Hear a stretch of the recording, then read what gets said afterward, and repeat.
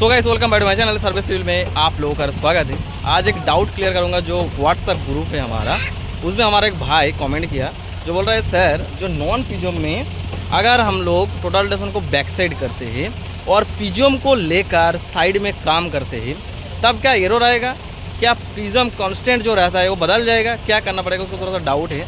तो मैं सोचा हूँ जो उसके साथ साथ जो फ्रेशर बंदा है उसको भी थोड़ा सा गाइड कर दूँ। आने वाला टाइम पर आने वाला जो आप वर्किंग करेंगे उसमें आप लोगों को कुछ दिक्कत ना आए। तो चलिए आज का वीडियो शुरू करते हैं। चैनल पर पहली बार आए तो सब्सक्राइब जरूर कर लेना, क्योंकि इसी तरह वीडियो मेरे चैनल पर मिलता रहता है हर खाड़े।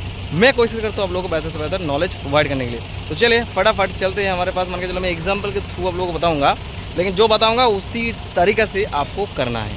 मैं पहले आप लोगों को बताना चाहूँगा, देखो कभी भी नॉन पीजियम से जब काम करना है, नॉन पीजियम में क्या करना है, ये जो टोटल डेसन है ना, टोटल डेसन को कोशिश करना जो 90 इसका जो है मैं दिखाता हूँ बैक कैमरा करके, इसको 90 रखना।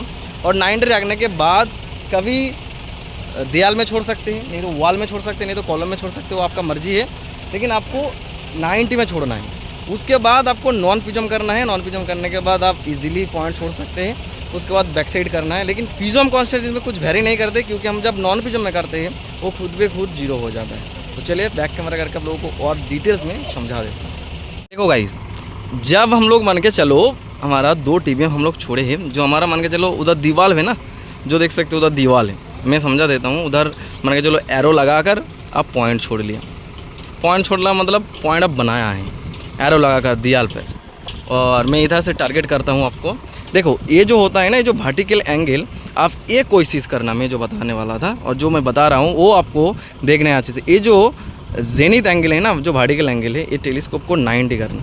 देखो ये 90 होगा। 90 में क्या होगा ना, एक एंगल बनते पार्टिकुलरली परफेक्ट, जिसमें आपको अच्छा 0-0 मिल जाता है, मतलब इसमें कुछ आपको एरर नहीं मिलेगा, 0-0 होगा। तो इसको हम वर्टिकल को 90 कर लेंगे। इसी तरह आप पॉइंट छोड़ सकते हैं। इसलिए किस लिए मैं बोल रहा हूँ, क्योंकि रिफ्लेक्स से आता है ना, लाइट रिफ्लेक्स से हमारा क्या होता है, पॉइंट रिटर्न आता है, जो डिस्टेंस होता है वो शो करते हैं। इसलिए हम लोग 90 कर लेंगे इसको, और 90 करने के बाद हम पॉइंट छोड़ेंगे, ऑब्जर्वेशन में जाएंगे। ऑब्जर्वेशन में आ गया। अभी हम लोग नॉन पीजियम कर लेंगे। देखो नॉन पीजियम करने के बाद क्या होगा ना, हमारा जो पीजियम कांस्टेंट है वो 0 हो जाएगा। नॉन पीजियम का पीजियम कांस्टेंट हमेशा 0 होता है। मान के चलो इसको हम बैक कर लेता हूँ। देखो इधर पीजियम कांस्टेंट कुछ नहीं है, 0 है, क्योंकि हमारा नॉन पीजियम मतलब वो कोई शीशा में, क्या कोई दर्पण में वो शॉट नहीं ले रहा है, मिरर पर शॉट नहीं ले रहा है। हम लोग कांस्टेंट क्यों समझाते हैं, उसको क्यों बोलते हैं, जो पीजियम कांस्टेंट हम लोगों को डालना है। तो पीजियम कांस्टेंट होता है जहाँ से हम लोग शॉट ले रहा है उससे इसका डिस्टेंस कितना दूरी पर है, जो मिरर है वो सेंटर से कितना दूरी पर है, उसलिए।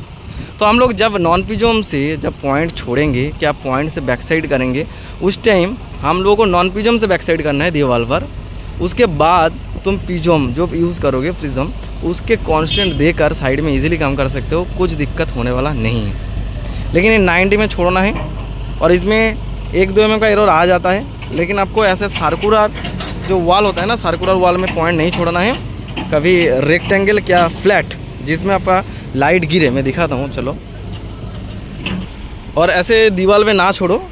ये दीवार में छोड़ने से क्या होता है ना, कभी उधर लगा देगा तो थोड़ा टारगेट में दिक्कत होता है। तो ऐसे फ्लैट जो वॉल है ना, रिटर्निंग वॉल क्या कॉलम मिल जाता है, तो इसमें छोड़ दो ना, बीच में एक निशान बना दो, ऐसा लाइन बना के एक खींच दो। मैं दिखा देता हूँ, जो फ्रेशर बंदा उसको समझ में आ जाएगा। तो मैं कुछ उठा लेता हूँ साइड में एस पर, तो कुछ उठा के ना इसको हम एक निशान बना देता हूँ, आप लोगों को समझ में आ जाएगा।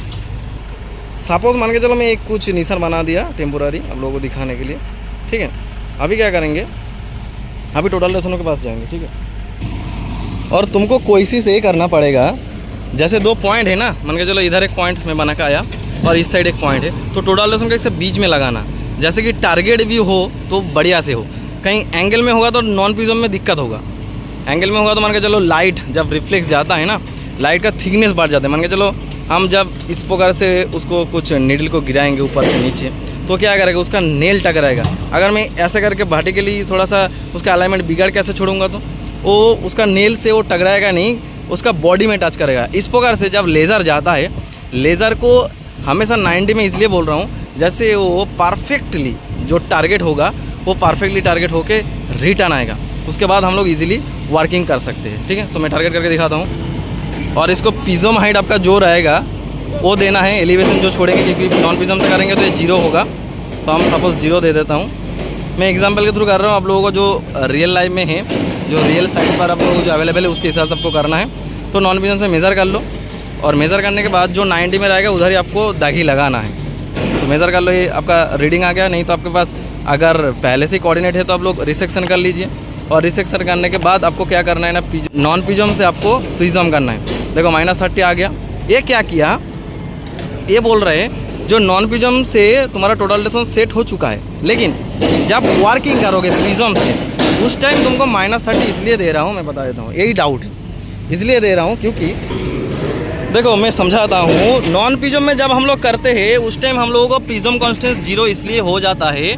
ये जो प्रिज्म है अभी जब हम लोग शॉर्ट करते कहाँ, हमारा नेल जहाँ रहता है उधर हमारा पॉइंट होता है। ठीक है, उधर ही हमारा पॉइंट हमको मालूम है, जो ये जो नेल है, नेल का नीचे हमारा पॉइंट है। लेकिन नॉन पिज़म जब यूज़ करते हैं तब का हमारा जो नेल है उसी टाइम में वो रिटर्न आता है। जब प्लस आइकॉन टकराता है कोई दीवार पर, वो रिटर्न आ जाता है उसी दूरी में, उसको डिस्टेंस कैलकुलेट करता है हमारा टोटल डिस्टेंस। लेकिन जब प्रिज्म को यूज़ करते हैं, प्रिज्म में हमारा लेज़र कहाँ से रिटर्न आता है ना, ये जो रिफ्लेक्स है, ये जो रिफ्लेक्स होता है ना, जो मिरर लगा हुआ है 45 में जो कस्दर है, तो इसमें जब टारगेट होता है और लाइट जब रिफ्लेक्स में आता है रिटर्न, देखो ये कहाँ से आ रहा है ना, इसका जो प्लस आइकॉन है ना, जब जुड़ रहा है सब मिल के एक ही जगह में जो जुड़ रहा है ना, उधर से वो रिटर्न आता है। लेकिन ये जो टारगेट पॉइंट है इसका और ये जो नेल है, नेल का दूरी कितना है, -30 है। क्योंकि जब तुम इसको मापोगे फीते से, जो ये नेल से ये टारगेट किधर है, पीछे है। देखो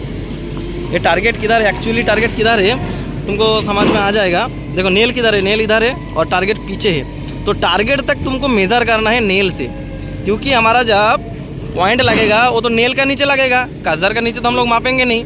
तो इसलिए पहले से हम लोगों को माफ़ी करना है जो नेल से काजर का दूरी कितना है।